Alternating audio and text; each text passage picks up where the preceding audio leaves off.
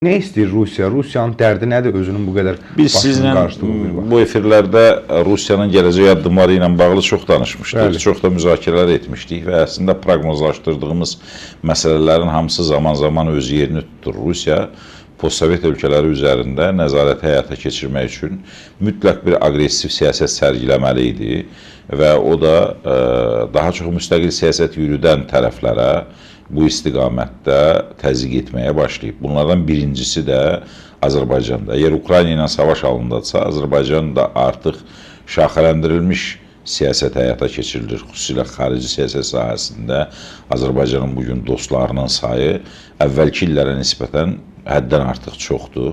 İstər qərbdə, istər şərqdə, istər İslam dünyasında Azərbaycanın dostlarının sayı həddən artıq artıb, Azərbaycanın önəmi də artıb və Ermənistan-Azərbaycan münaqişəsi Azərbaycanın suveren hüquqlarının bərpası ilə nəticələnəndən sonra faktik olaraq Azərbaycana təhsil imkanları olduqca azalıb Rusiyanın. Nə içəridə separatizmi genişləndirə bilmir, etnik milli separatizmlə bağlı aydın siyasi xətti yox idi. Bir qədər əvvələ geçsək 90-lara və 90-ların sonuna, o cümlədən yaxın zamana qədər müxtəlif etnik milli qrupların bəzi üzvlərindən istifadə etməklə Ermənistan-Azərbaycan münaqişəsi ilə yanaşı, yəni Qarabağ separatizmi ilə yanaşı, digər separatizmin də işıqlarını yandırmağa cəhd edirdi. İstər şimalda, istər cənubda. Amma Azərbaycan dövləti xüsusilə Ermənistan-Azərbaycan münaqişəsini həll edəndən sonra bu etnik milli separatizm cəbhəsində yer alanların da böyük əksəriyyətinin ümidləri kəsildi və hər kəs qınına çəkilməyə başladı. Azərbaycan dövləti də gücləndi və xarici siyasət sferasında Azərbaycanın dostlarının sayı artdı. Azərbaycanı güclü bir dövlət kimi, Cənubi Qafqazın lider dövləti kimi qəbul etdilər və bundan sonra Rusiyanın təbii ki, təzyiq rıçaqlarının ünvanı dəyişməkdir. Əvvəl əlində çox rahat bir rıçaq var idi.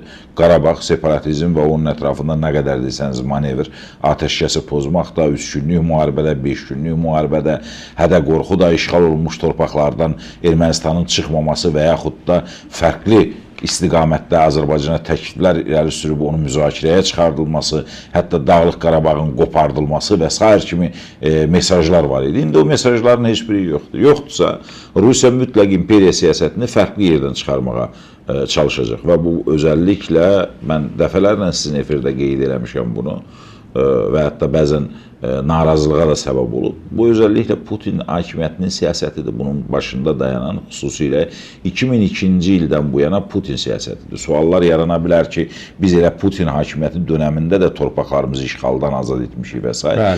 Torpaqlarımızı işğaldan azad etmənin şərtləri biraz başqa idi. Orada Ermənistan şərtləri də var idi, orada Türkiyənin rolu da var idi, orada Azərbaycanın bu istiqamətdə ordusunu, hərbisini gücləndirmək və diplomatik münasibətlər sistemində fərqli konturlar cızması idi. Elə nəzərə alsaq ki, müharibənin getdiyi müddətdə 2 dəfə Rusiya çalışdı ki, mütləq mənada atəşkəsə nail olub tərəfləri zəiflətsin və güya yenidən Ermənistana və Azərbaycana dikdə edən bir siyasət yürütsün. Amma nə Azərbaycan tərəfi, nə Ermənistan tərəfi bu istiqamətdə müsbət bir rəy vermədi. Hətta Birləşmiş Millətlər Təşkilatının Təhlükəsizlik Şurasının yığıncağı da çağırıldı Fransanın tələbi ilə.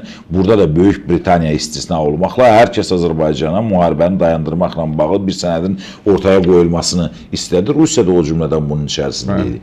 Yəni biz situasiyadan, vəziyyətdən istifadə edək. Azərbaycan dövləti olaraq, Azərbaycan ordusu olaraq, Azərbaycan prezidenti və onun xarici siyasət idarəsi bütövlükdə xalq olaraq bütün bunların hamısının sinə gərərək adlaya bildik. Təbii ki, Azərbaycan prezidenti bu istiqamətdə daha çevik və daha ciddi bir xarici siyasət yürütdü. Bugün də artan nüfus, Avropa ilə strateji əməkdaşlıq və tərəfdaşlıq, Amerika Birləşmiş Ştatları ilə yumşalan münasibətlər, İslam dünyası içərisində xüsusi hörmət və ehtiram, Türkiyə ilə Pakistanla strateji müttəfiqlik, demək, qoşulmama hərəkatının üzvləri ilə Azərbaycana olan etimad Rusiyanı qıcıqlandırır. Rusiya-Ukrayna müharibəsində sonluğu öz xeyrinə görmür.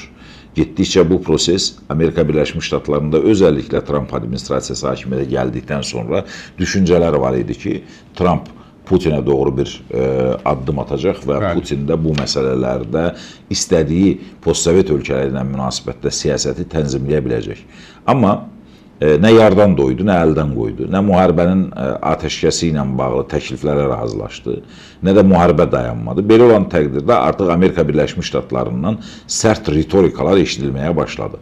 O sərt ritorikaların içərisində həm iqtisadi sanksiyaların və embargoların gücləndirilməsi, o cümlədən də Ukraynaya yardım kampaniyasının davam etməsi və yaxud da elə bugün səslənilən xüsusi nümayəndə, Ukrayna üzrə xüsusi nümayəndənin səsləndirdiyi kimi Rusiyanın şıltaqlıqlarının davam etməsinə artıq dözməyəcək və dərhal üç tərəfli atəşkəs danışıqlar masasına əyləşilməlidir və atəşkəs imzalanmalıdır. Bəli, Amerika Birləşmiş Ştatları, Ukrayna, Rusiya və dərhal bu danışıqlar bərpa edilməlidir və Rusiya da bunu qulaq ardına vurur. Belə olan təqdirdə Amerikanın sərt üzünün də bu istiqamətdə ortaya çıxa biləcəyini və Avropa ilə vahid cəbhədən hərəkət etmə ehtimalının böyük olduğu güman edilir. Belə olan təqdirdə Putin hakimiyyəti özəlliklə imperiya xislətindən və imperiya düşüncələrindən azad olmayan bir idarəçilik sistemi, o cümlədən də zəhərlənmiş kütlə, zəhərlənmiş xalq. Ermənistanda vaxtı ilə bu yolu keçmişdi. Böyük Ermənistan xulyası ilə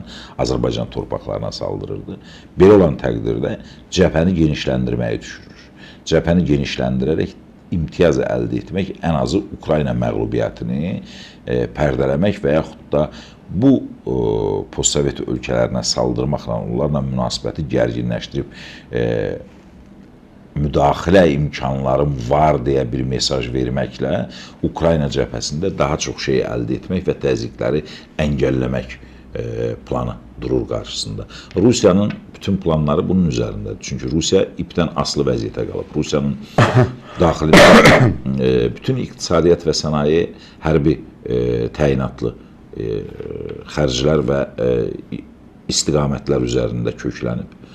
Hərbi sənayeni idarə etmək o qədər də rahat deyil. Çünki əhali uzun müddətli müharibə görmür. 45-ci ildən sonra faktik Rusiyanın daxilində gedən hər hansı bir müharibə olmayıb. Bugün müharibə nə qədər istəməsələr belə Rusiyanın içərisində gedir.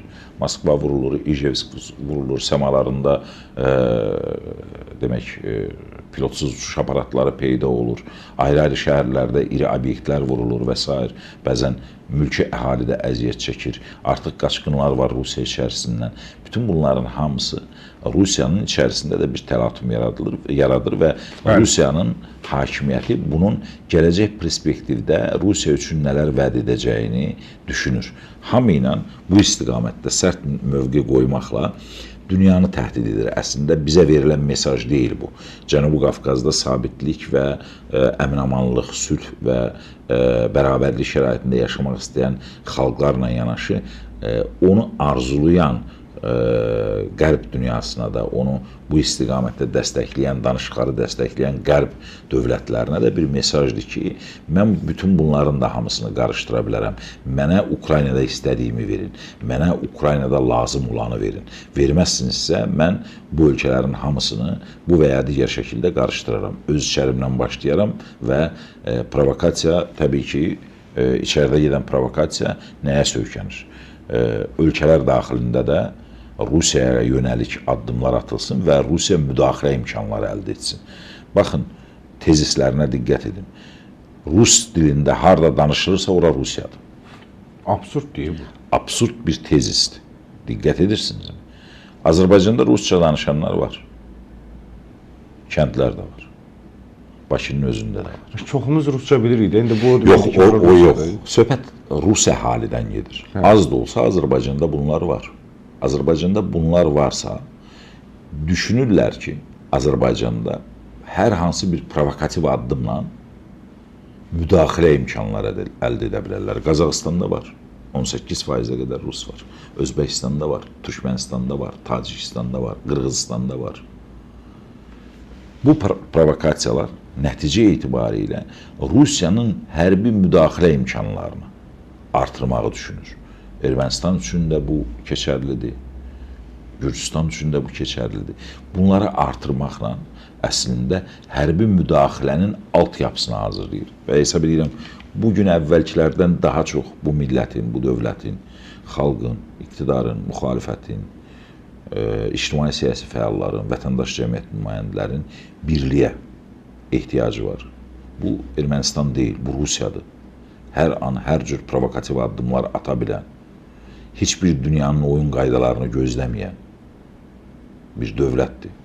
Yeri gəlmişkən, biz Ermənistanla vuruşmalı olsaydıq, 1988-ci ildən başlayan konfliktdə, biz çoxdan o məsələni həll etmişdik. Bəli. Çoxdan bizim Qarabağ kimi bir dərdimiz olmazdı. Rusiya Azərbaycanın ilə hər yerində görüşdük. suveren hüquqlarımız bərpa olardı. Kim idi Arkadi Volskini gətirib xüsusi idarəetmə forması quran? Kim idi Dağlıq Qarabağın güya iqtisadi cəhətdən geridə qalmasını təmin etmək məqsədi ilə hələ Sovetlər dönəmində 40 milyon iqtisadi inkişaf üçün vəsait ayırıb stimul verən? Kim idi Zori Balayanları, Silva Kaputikyanları və başqalarını himayə edib SSR Ali Sovetinin yüksək kürsülərindən o cür separatçı və həm də qəddar, həm də genosidə səsləyən bəyanatların verilməsinə şərait yaradan? Ondan sonraki mərhələlərdə torpaqların işğalı, Xocala soyqırımı, 20 yanvar, ondan sonra digər rayonların işğal olunması və 30 il işğalda saxlanılması bu siyasətin nəticəsində həyata keçib, başqa bir yerdə keçməyib. İndi də bu addımları atmaqla Rusiya əslində çox çalışır ki, hərbi müdaxilələr üçün yer hazırlasın. Məsələn, o düşünür ki, Azərbaycan yanlış addım ata bilər. İçəridə çoxsaylı Rusiyada Azərbaycanlılara qarşı qətllər, işgəncələr, həbslər faktoru. Burada rus dilli əhalinin küçədə və yaxud da bir kənddə və yaxud da hardasa döyülməsinə, turistlər var burada, işgəncə görməsinə və yaxud da kütləvi vətəndaşların itaətsizlik formasında üzərinə getməsinə səbəb ola bilər və o hərbi müdaxilə üçün, güc tətbiq etmək üçün imkanlar əldə edər. Mən əminəm ki, Azərbaycan xalqı Rusiya dövlətinin bu cür niyyətlərini çox yaxşı anladığına görə bu cür provokativ addımların heç birini yaxına qoymaz. Bəli. Dövlət, hüquq mühafizə orqanları, ən başlıca isə vətəndaşlar, siyasi institutlar, vətəndaş cəmiyyət nümayəndələri, jurnalistlər mütəmadi bu çağırışları etməlidir. Çünki Rusiya olduqca təhlükəlidir, düzdür. Onun məqsədi odur da. Məqsədi budur, məqsədi bu olduğuna görə də biz o məqsədə yol açan hər hansı addımlar yetməlidir. Bütün addımlar hüquq müstəvisində olmalıdır. Bizə qarşı hansı addımlar atırlarsa, o addımları hüquq müstəvisində davam etdirməliyik. Hüquq müstəvisində getməliyik və ən başlıcası rus dilli əhalinin özünün etirazı təşkil olunmalıdır. Öz səfirlikləri qarşısında, Rusiyanın buradakı səfirlikləri qarşısında. Burada siyasi partiyanın və s. işi yoxdur. Vətəndaşlardan müsahibə almaqla, jurnalistlər sıravi rus dilli vətəndaşların, rus milliyyətindən olan Azərbaycan vətəndaşlarının qapısına getməklə, İvanovka kəndindən gedib reportaj hazırlamaqla, Gədəbəydə hansısa bir Malakan ruslardan gedib müsahibələr almaqla, Rusiyanın bu addımını pisləyən, Rusiyanın Azərbaycana qarşı mövqeyini pisləyən bu addımları onların dili ilə ifşa etmək lazımdır. Onların dili ilə ictimaiyyətə çatdırmaq lazımdır. Bəli. Və yeri gəlmişkən xüsusi olaraq qeyd etmək istəyirəm ki, bax, dil anlayışını mən dəfələrlə sizə burada toxunmuşdum. Rus dili və Azərbaycan dilinin işlənmə. Bax, bugün bir daha görünür ki, biz mütləq və mütləq insanlarımızı fərqli şəkildə tərbiyə etməyi, böyütməyi, öz dilinə, öz millətinə, öz xalqına sahib çıxa biləcək addımlar atılmasını təşkil etməyə borcluyduq. Və bugün də gec deyil. Azərbaycan konstitusiyası var. Azərbaycan konstitusiyasının müddəalarına uyğun olaraq da Azərbaycanda tədris siyasəti həyata keçirilməlidir. Azərbaycanda orta məktəblərdə, ali məktəblərdə xarici dil səviyyəsində rus dili tədris oluna bilər, lakin ayrıca bölmə şəklində ola bilməz. Bu Azərbaycan konstitusiyasına ziddir. Buna görə də hesab edirəm ki, Putin ambisiyaları, Putin Rusiyasının ambisiyaları, Ukrayna məsələsi həll olunmayana qədər bu şəkildə artan xətlə davam edəcək.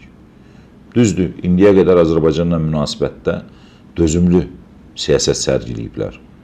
Azərbaycanın uğurlarını həzm etməsələri belə, amma çalışıblar ki, neytrallığını qorumuş kimi görsənsinlər. Amma altyapıda bəlli idi ki, bunlar bir gün bir yerdən mütləq çatlaq verəcək, mütləq bir yerdən bu siyasət özünü göstərəcək.